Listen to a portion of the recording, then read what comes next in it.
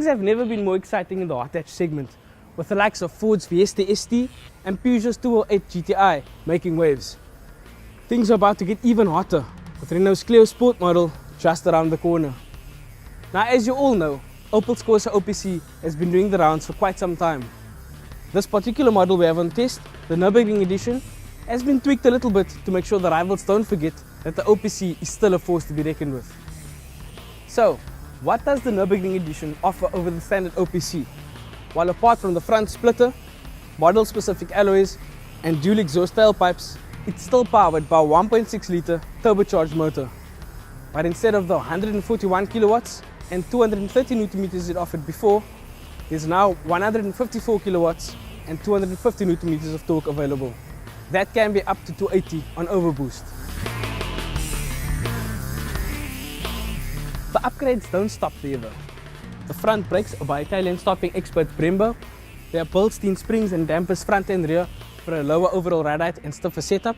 And there's also a mechanical slip differential for maximum grip in the corners.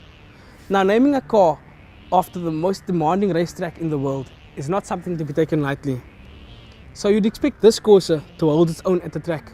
And that's exactly what we're here at Killarney today to find out. And we're off in the Corsa OPC Nurburgring edition. And the weather is not fantastic for a good lap today because it's starting to become hot. So maybe the track a little bit slower than it is in winter, about maybe half a second. Of course, the driver is getting older and older, so we'll have to deduct a tenth or two every year off the driver or add on.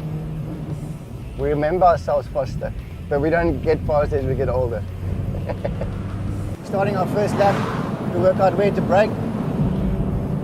Gonna try and brake as late as possible.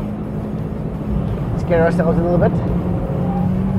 It was fine and still managed to turn in. We use all the road and more, try and open up the steering wheel so the car can pull out of the corners.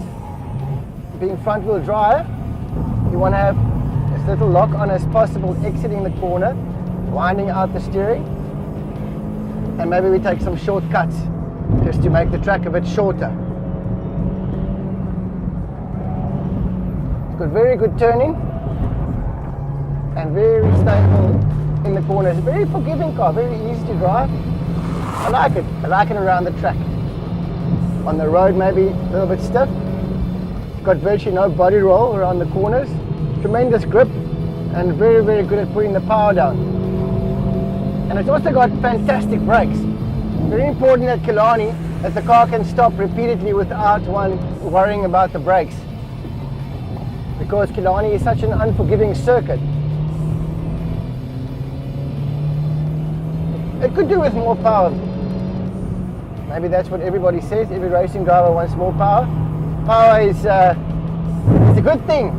It's a very good thing because it pulls you down the straights. It makes up for some stuff.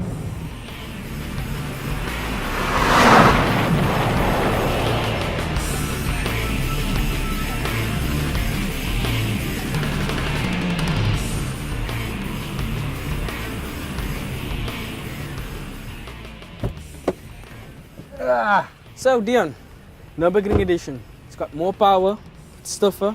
That means it's more fun on the road, but it's also a lot harsher. What's it like on the track? No, I like it. I like it very much. It's very track oriented.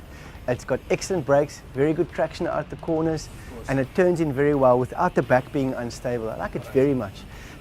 It could do with a little bit more power. We always say that, but it's because the chassis is so good that I think it could do with it. And maybe after it's run out of service plan, you can take it to a tuner and get the I'm turbo sure up most a guys little are bit. going to want to do that afterward. Anyway, yeah. No, I think it's very good. I wouldn't mind one. Slightly pricey, but otherwise not bad. Yeah. Thanks, Dion.